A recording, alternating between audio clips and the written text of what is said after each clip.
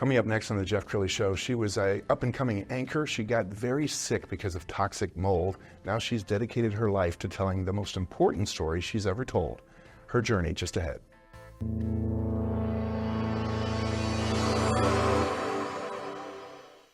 Many are predicting that the worst is yet to come, which is unfortunate, said one person here.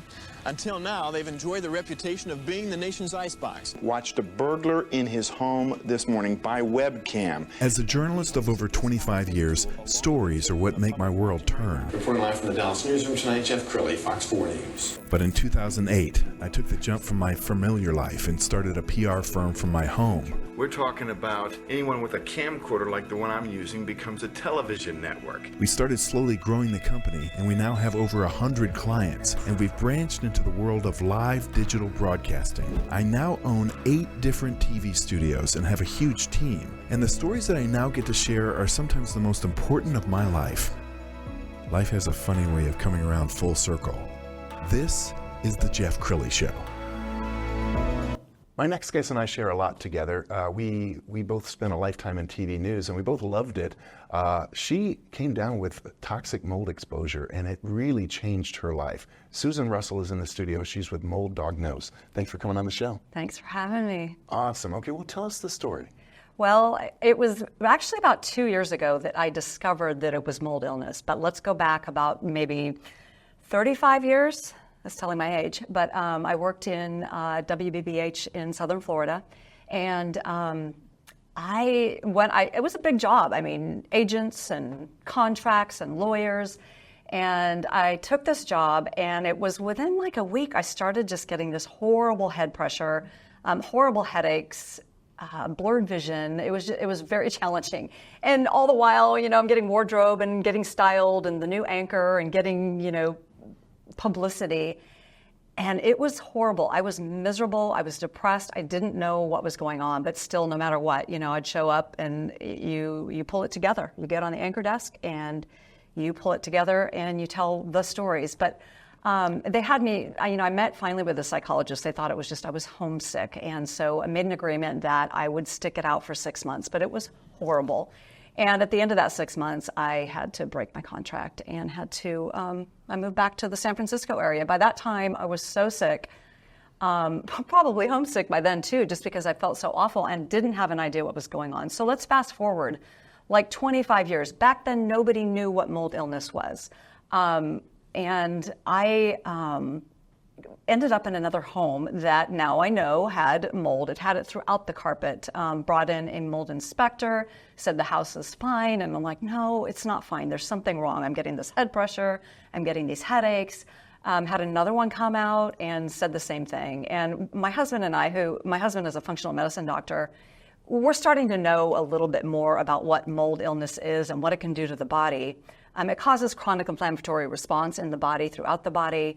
There's a lot of symptoms that go with that, but the problem is they're all over the place. Like one person might have the headaches, one person might have sinus issues, another might have rashes at outbreak or gut dysbiosis.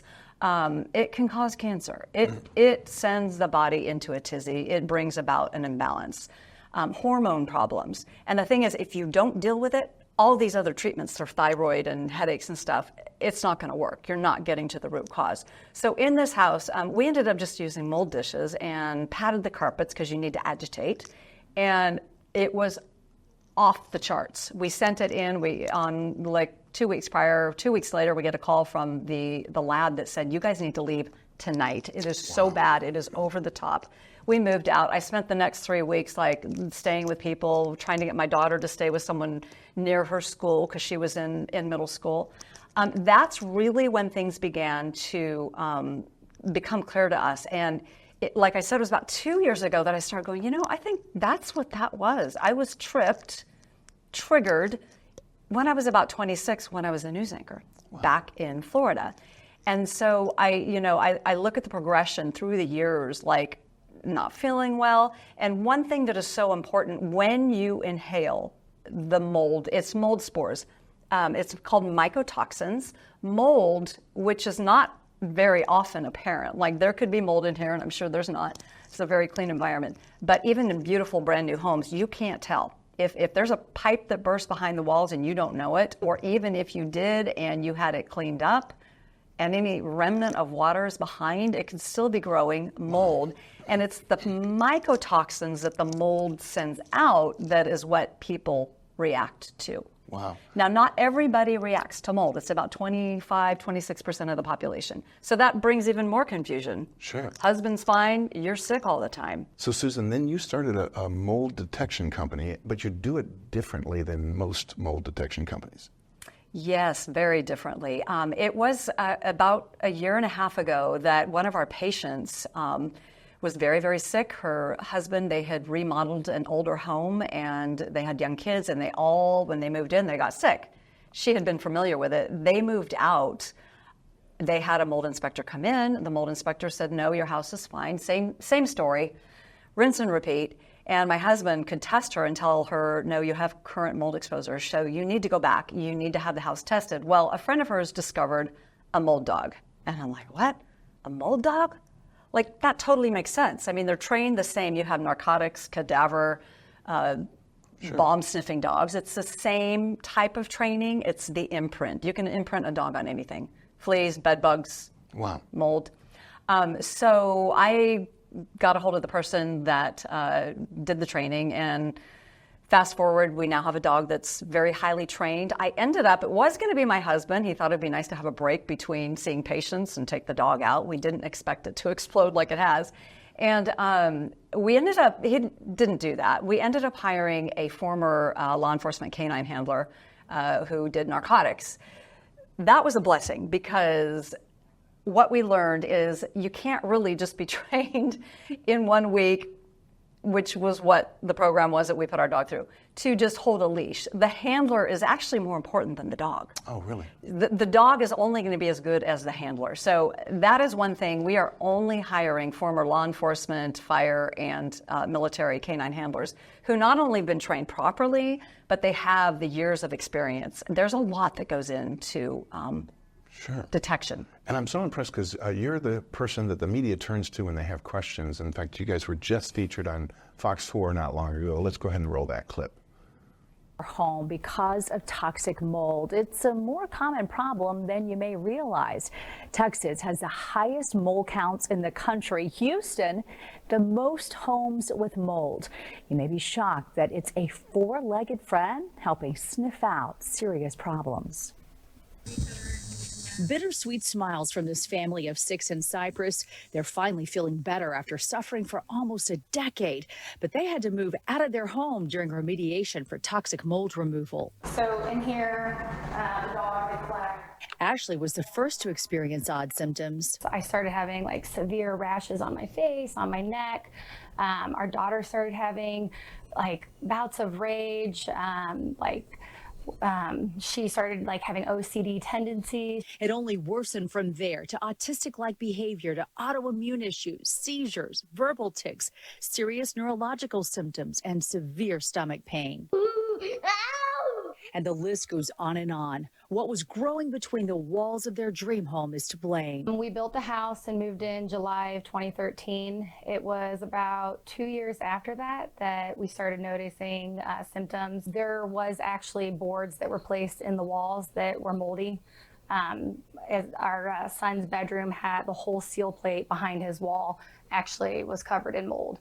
And I would say every bathroom in our house had mold in the wall cavities.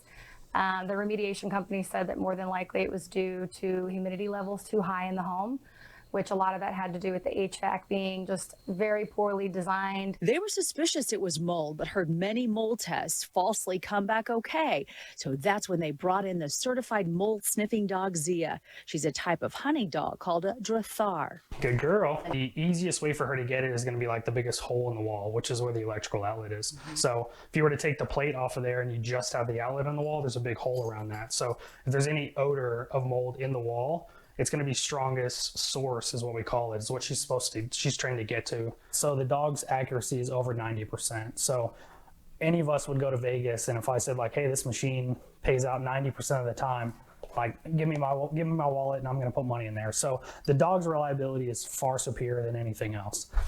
Show me. Show me. Lane Simmons is Zia's handler, working together to fight the crime of mold. Not typical mildew, but toxic mold that can shred your health. Good girl. Experts say the prevalence of mold in Houston is outrageous. Kind of the main number you'll hear is like 80%, 80+%. I personally think it's higher than that. I think it's 90% plus. Zia's owner and founder of the company Mold Dog Knows is proud of this duo. It all started with a lot of dog training. 1,000 hours of training. Our dog was certified at the Florida Canine Academy, and then we actually ended up, which was a blessing and a surprise, hiring a former law enforcement canine handler for narcotics. So he knows what he's doing, and he has really honed her skill and brought her to the level of where she is now. And we also took it a step further, getting him certified as a mold technician in the state of Texas, which is required. So we have a really powerful team. Susan battled mold toxicity herself for years, which is why she's helping others now. Doctor's visits and moving out of the house for a while is hard on the entire family. It's affected me in many ways. I've had many problems from it. Most of it's internal and you can't see. It has given me a lot of rashes, and I can't see my friends as much. It make you feel yucky? Yeah. How are you feeling now that you're out of the house? Good. Feel better? Good. When there's serious mold illness, experts say most belongings have to be either tossed out or thoroughly cleaned with a specific protocol. Mold spores build up on them and can continue to harm sufferers. In addition to, losing all your material possessions, dealing with the mental aspect of it and the stress with the kids and disrupting their lives. Then, the extreme financial burden, draining financial savings. It's tough, but they're anxious for the day they're fully healed and can put toxic mold behind them. So, Susan, what percentage of homes do you think have mold? Well, they say, and I'm taking this from Lane, who our handler is, about 80%, but he said after his experience that it's an upwards of 90%. No kidding. But like I said, not everybody responds to it. But the 26% of the people that do, they waste so much money in the doctor's office trying to figure out what's wrong with them. It's really, really sad. And you won't heal until you get rid of that mold. We're going to pull up your website. And as we scroll down the website, of course, we're going to see your dog on the website. What's the name of your mold dog? That's Zia, X-I-A. I love it. I love it. And does Zia need breaks? How many homes can Zia do in a day? Yeah, that's the thing. So Zia is what we call a food-driven dog. Her reward is food. That's the whole way she eats. And so the thing with Zia, and we've gotten so busy, she could do about 2 jobs before we feel like, we're not giving our best to the client. Yeah. So we actually we're bringing in a new dog, which is toy-driven, which is what the police and the military, they all use toy-driven dogs. And these dogs, our new dog Buck is going to be able to do like 6 or 7 jobs a day, which is good for demand. Like we go down to Houston and we'll have multiple jobs. With Zia, we need to spend multiple nights in a hotel to keep her fresh, keep her tummy full. And but with Buck, we'll be able to do a whole lot more. Well, and you're saving lives. We're going to go ahead and show some video. This is off of your Facebook page, and we just put together a kind of a sizzle reel, if you will. Why don't you describe what's happening here? She's searching, and she smells something. So she smelled something in the couch now, and then here she's searching, and she's going. That is a sit. Her sit is an alert. Mm-hmm. She will also, let's see if she shows it. She gets pretty adamant, like it's right here. It's right here. It's right here. Yeah, she's hitting the wall. Those are from clients. Those pictures that you're seeing. Yep, it's right here. So you're seeing a lot of alerts. I mean, they don't happen that often. Yeah. How do other companies do it? If they're not using a dog, how are they doing it? So they use moisture meters, infrared, far infrared, and then what's called air sampling, which is just a little machine, almost like a tripod that you set up in the room that sucks in the air. So the reliability difference is pretty tremendous. A dog's reliability rate in general, with their nose, with their ability to sniff things out, is about 90%, 90 on up. Now, Susan, I know you're very proud of your dream team. Why don't you describe it? Well, I'll start with myself. My background in television news has been helpful, just the storytelling side of it, but also I think more importantly is my background having walked this mold journey. My husband is a functional medicine doctor. We see a lot of mold illness, and that's really hard to find. There's a very small percentage of doctors that can actually recognize that mold is at the root cause of many, many illnesses. Our handler is a former narcotics canine handler, law enforcement, which has been phenomenal. I've learned so much. And then finally, social media and booking. We have a girl that also walked through it. She was a client, so she's very passionate about helping other people. And then, and one more, we have our COO who's recently come on board because we've grown so phenomenally and so fast. But his background's in Google, and branding and marketing. So I needed that help. Well, I love it that the company is led by somebody who walked more than a mile in their shoes. So your ability to empathize with your clients. Talk a little bit about that. Wow. Yeah, you can get carried away a little bit because you really want to help bring them down, let them know that knowing now what you're walking through is good. It's a good thing to know because it's worse to not know what's going on. Now you have an action plan. Now you can start to move forward. You want to give them hope. And we really have all the bases covered, from if they don't have the medical side covered, my husband can answer those questions. We're actually building that into our back-end platform as well to try and educate. There needs to be a lot of education, not only from the health side, but from the home side. It's like, where do we go from here? Now that we know this, now that we've found the mold, what do we do? So we're able to cut way back on the amount of money that's spent. I mean, one of our clients in the video that we showed, the Fox station in Houston, they've spent over $200,000. Wow. And they're still not in their house. No kidding. So between medical bills, remediation, and we want to be able to bring that back in. And then we also want, moving forward, educating people about how do you prevent mold growth? Yes. Like, what are the signs? The quicker you jump on it, the better off you're going to be. Wow. Susan, you're an amazing guest, and the little time we have left, let's do a call to action. If somebody is just curious so they can sleep better at night, what's the next step? Just give us a call at Mold Dog Knows or go to molddog, KNOWS, you see it on the screen, .com. And the best thing to do is to fill out the inquiry form. We like to know what regions people are coming from because then we can pull those regions together for, putting trips together.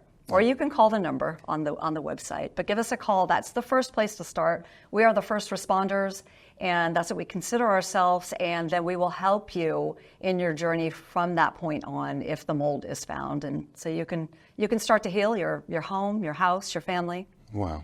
Your marriage. You're amazing, and thank you for dedicating your life to this critical topic. We're going to end with her website. Once again, molddogknows.com. The great Susan Russell. Thanks for coming on the show. Thank you, Jeff. You bet. That's it for now. We'll see you next time.